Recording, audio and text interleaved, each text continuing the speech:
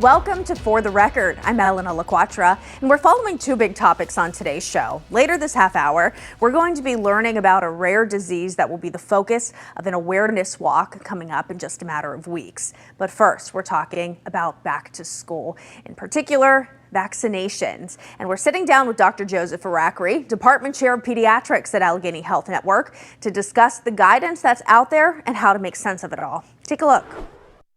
Dr. Irakri, we'll start with the new executive order that just came out at the beginning of the week. President Donald Trump trying to change the vaccine policies for children, talking about splitting the MMR vaccine into 3 separate vaccines instead of the one combined that it is as of now. What is your take on this executive order? Yeah, so reading through the executive order, it's really not much different than what was put out earlier this year. So the executive order does still recommend a lot of the vaccines that the American Academy of Pediatrics recommends. So the DTaP, the Hib, the pneumococcal vaccine, the MMR, the chickenpox vaccine. These are all highly contagious illnesses that exist in the country right now. So those are still recommended. Now, the current recommendation of separating the MMR is really not based too much on science, more on just theory and conversation. The MMR combined has been studied thoroughly for at least for the last 20, if not longer, years, especially whenever Dr. Wakefield first came out with the accusation that the MMR caused autism, which we now know has been completely disproven. My concern is that the MMR as separate components does not exist in the United States, and it's not easy to get it all. And with the recent measles outbreak, I'm concerned that people might wait for the components to come out. I really would recommend that you get the MMR to protect your child from measles. So if there were ever a point which the MMR vaccine would be split up, I mean, if a parent chooses to get all 3 of those vaccines for their children, even if they are separate, they'd still be covering the bases in terms of protecting their children from those diseases. You're just saying it doesn't exist in our country right now. Well, there's no, the individual components as a separate 3 different vaccines just doesn't exist. Okay. So the concern is it's just not an option at this point. It is not an option right now, and especially with, I mean, before the vaccine came out for measles, we used to have 2,000-3,000 cases a year. Once the vaccine came out, it was less than 200. This year, we're already at 26,000 cases, or 2,600 cases. Okay. So we're inching closer to that amount we were seeing before the vaccine. Exactly, Those cases. exactly. We know we're seeing them in our state as well. Yes. Now, what is your recommendations, your department's recommendations in terms of vaccines across the board? Yeah, so we follow the American Academy of Pediatrics, their recommendations for vaccines.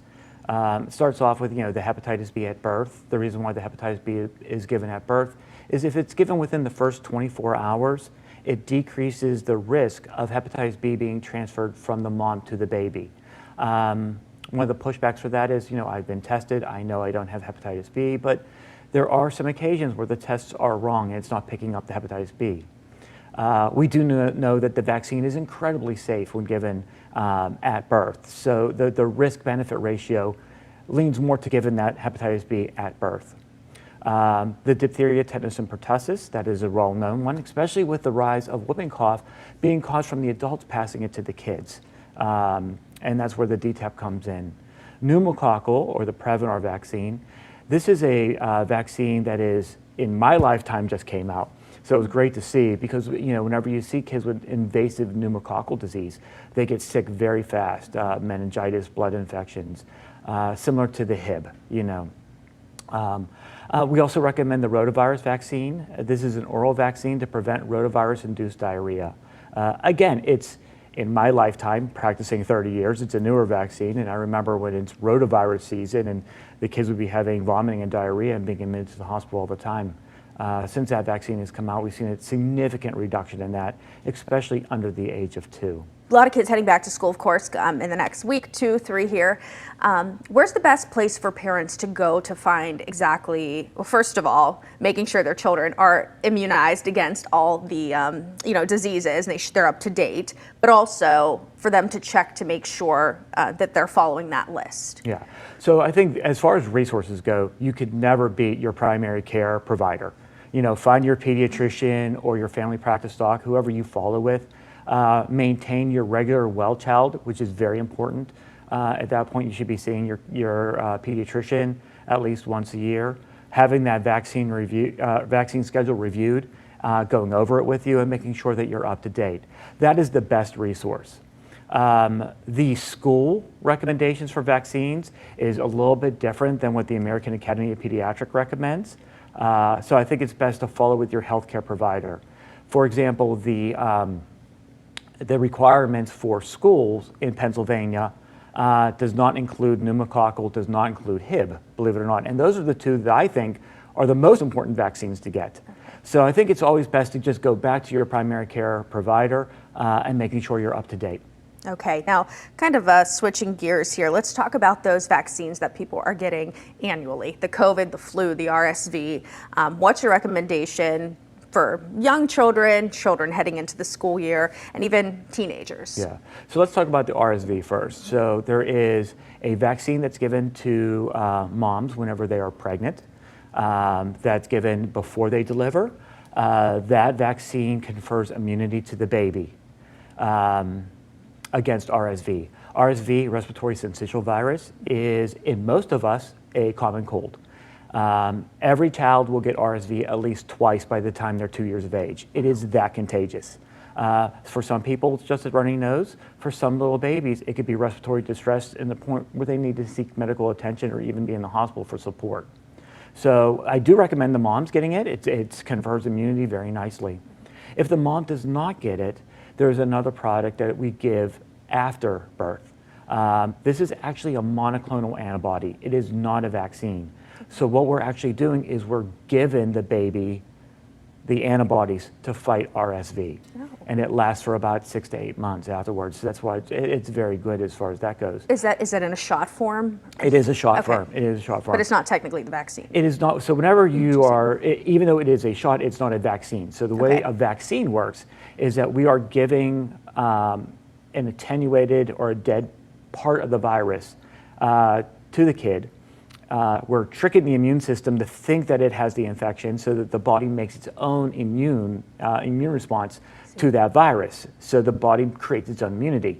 What the monoclonal antibody is we are actually just giving the antibodies. Okay. You know, there's no good vaccine to create those antibodies within the kid. So we're just actually giving the kid the antibodies to take care of it through RSV season. Okay, very interesting. Yeah. And then flu and COVID vaccine. Yeah, so let's talk about flu. Flu is, I think, a very important vaccine. Mm-hmm. With flu, you have good flu years, you have bad flu years. And I always say a flu season is a flu season is a flu season.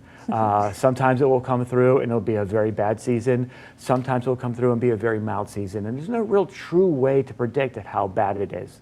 Now, what we do is we look at the eastern part of the world and we see how it is in Australia and China to try to predict how the flu season is going to be. But really, it's not exactly the best predictor. It's just you can tell how bad the flu season is after it's over. Right. So when it comes to the flu shot, what they do is they pick the top 4 strains, put it in the vaccine, and that's the vaccine that we give. And we hope that it matches. Matching can be anywhere between 40% to up to 70%, depending on the year. Flu vaccine, again, incredibly safe. Pain at the site of the injection, maybe a low-grade fever, maybe a little bit of aching for a day or two after you give it. Under the age of 2, flu can be deadly.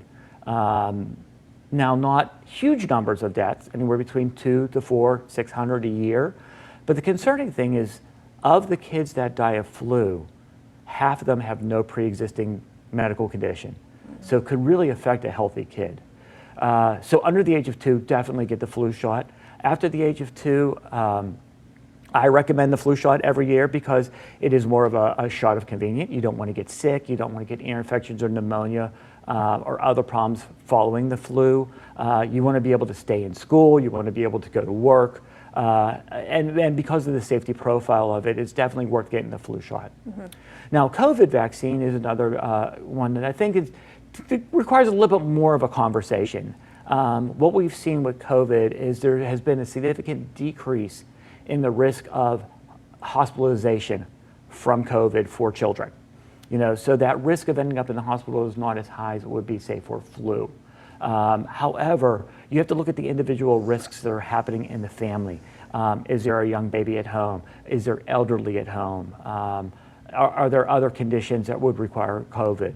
Again, the COVID vaccine, very safe as far as the profile goes, but definitely worth that conversation with your healthcare provider. And Pennsylvania just came out with a database that tracks immunizations in certain areas. Mm-hmm. What would you advise families, to look at that and follow that and see where things stand as far as immunizations in their community?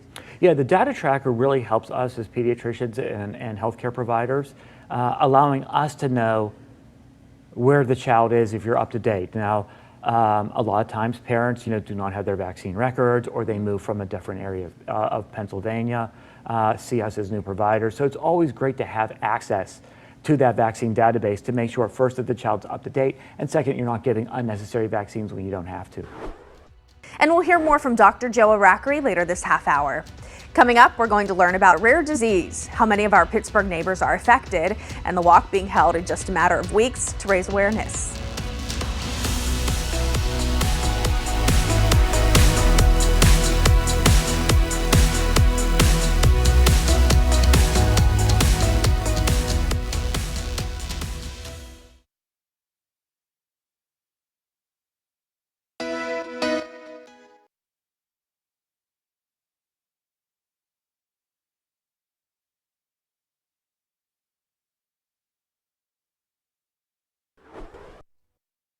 Welcome back to For the Record. Moving on to today's next topic now, a rare disease that affects about 135,000 people here in the United States. It's called Charcot-Marie-Tooth, and it's a rare, progressive neuromuscular disease. It'll be the focus of a walk happening in the region coming up in just a few weeks. And today, our Lily Coleman speaks with a local CMT patient who's working to raise awareness, as well as her daughter, who's standing by her side. Linda, let's start with you. Tell me a little bit about your connection to CMTA. Walk me through when you were diagnosed, and if someone's not familiar with the disease, what is it exactly? I'll say that I was diagnosed close to 20 years ago. It started with my PCP, and they couldn't figure out what was going on, what was wrong. I ended up going to a neurologist. I went through nerve conduction test, genetic testing. They decided it was the CMT. My father did have neuropathy, but we weren't quite sure if that was connected because it is an inherited disease. So I have hammer toes, I have foot drop, weak ankles, muscle weakness. I started out with leg braces, they call AFOs, just to my knees. And now it has progressed to the point that I have them KAFOs, which is past the knee up to the hip. I have a second one now that I'm just starting to get used to.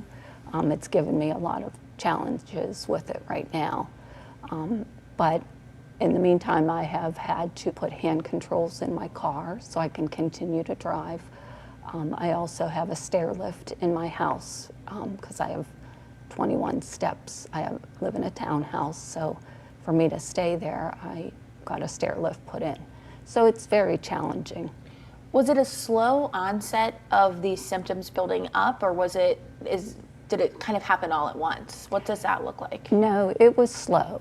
I think in my 30s, I was very clumsy, tripping, we sort of laughed a lot, thinking that, I'm just clumsy, and then we realized that something else was developing and wrong, so then we had to pursue further testings. And those were probably some of her first onset symptoms that we didn't really realize until now, looking back on it, as me and my brother were kids, looking back on her symptoms. I'm sure those were some of the first signs of it. What's it been like having to watch your mom go through this and deal with it every day? Because like she had talked about, there is no cure for this, correct? Mm-hmm. Yeah, it is very challenging because it's sad to watch her progress, but she just tries to do everything she can, and I mean, she's so strong, and I love her for that, but yeah, it is challenging, and I try to help her as best I can. So yeah, we make it work. So. Is this a common disease? Do you know how many people are impacted? I would have to think it's rather rare. It's very rare. It's slowly progressive. There's estimated 135,000 across the United States. In the Pittsburgh area, there's around 900, and across Pennsylvania, it's 5,200 approximately people that have it. So it's very rare, and not a lot of people are familiar with it.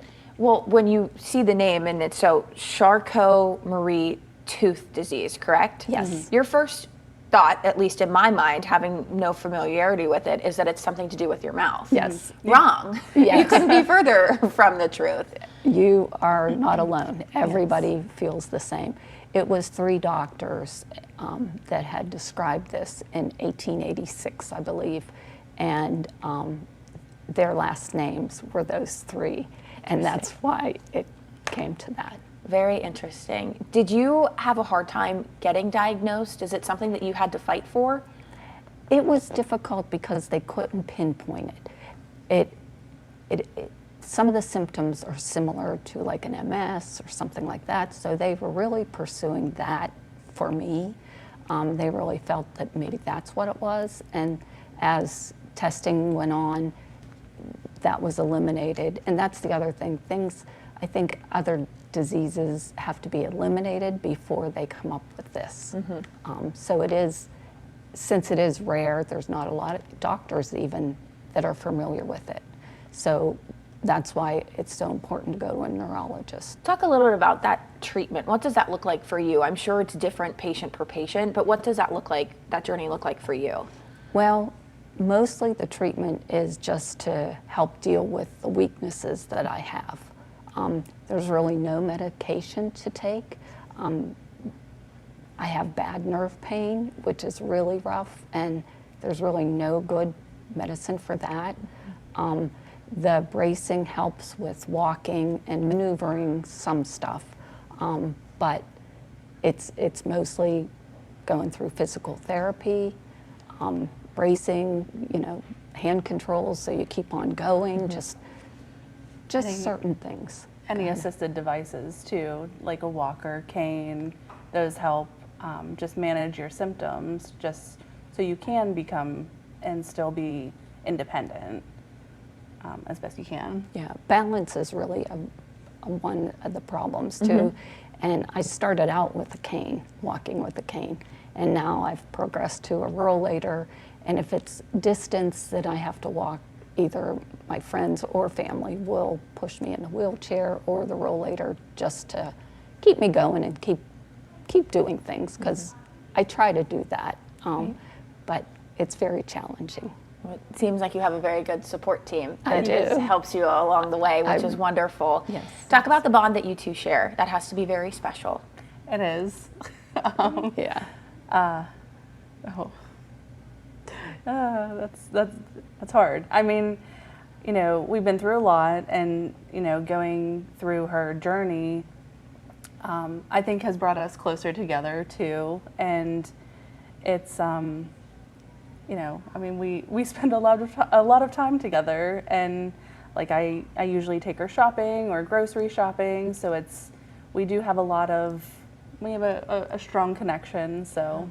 Doctor appointments, she goes yes. almost every, when I go for my orthotics, she always goes with me. She almost goes to all of my appointments, but my son also does go too, but he has a full-time job, so Brittany tries to pitch in and really helps a lot. Well, you're a lucky mom for sure. I absolutely am. Are you guys looking forward to the walk happening early next month? It's the beginning of September, right? September 5th? Yes, Saturday, September 5th. It's the North Fayette Community Center in Oakdale. It starts at 11. We have registration or check-in, because we like people to register early, because we try to supply a light lunch. We get some donations from the locals. So we'd like to have enough for everybody. But it starts at 11. We go till about 2 or 2:30. We have raffle, we do walk. there's an indoor track, and that's why we like the North Fayette Community Center, because there is people that use the AFOs like me, leg braces, but there's also some in power chairs, and so it's a nice area, and it's great for the disabled. Easily accessible, which is a big Absolutely. part of your journey and your battle, right? Every day. Yes. What else am I missing? What else do you guys want to touch on? Well, the CMTA, I was going to say the mission, why we do fundraising is CMTA has a mission that they want to accomplish, and it's to have a better future, for better treatments, or a treatment, because there's really nothing yet, and also ultimately a cure. What would that mean to you if there's a cure one day? Oh my gosh, that would be fabulous, because I worry about my children and grandkids, if I ever have any, and like my nieces and nephews and great nieces and nephews, I worry that they would have to go through the same stuff that I'm going through, and I know how difficult it is, so I would like to see that they have a better future. And a reminder, the Pittsburgh Walk for CMT is scheduled for September 5th at the North Fayette Community Center. And keep it here. This week's final word is coming up after the break.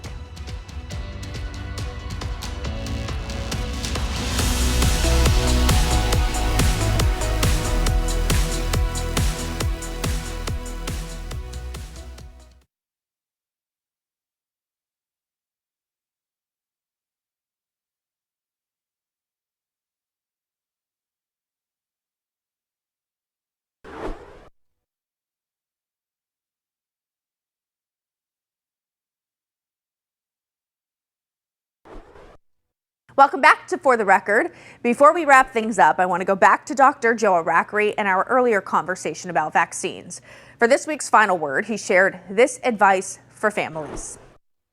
I think the most important thing is to make sure that you establish a medical home with a healthcare provider, pediatrician, family practitioner, or however you see, and use them as your source of truth. I mean, it is my job every morning to read the news. It's my job every morning to read the literature and to be able to give the best response to my parents as far as what's in the best interest of their child. If you have those questions, if you have those concerns, be open to that conversation with your healthcare provider so you can make a decision that is in the benefit of your child. And we want to thank all of our guests for joining us today. That's all for today's For the Record. Thank you for watching, and we'll see you next Sunday at 11 a.m.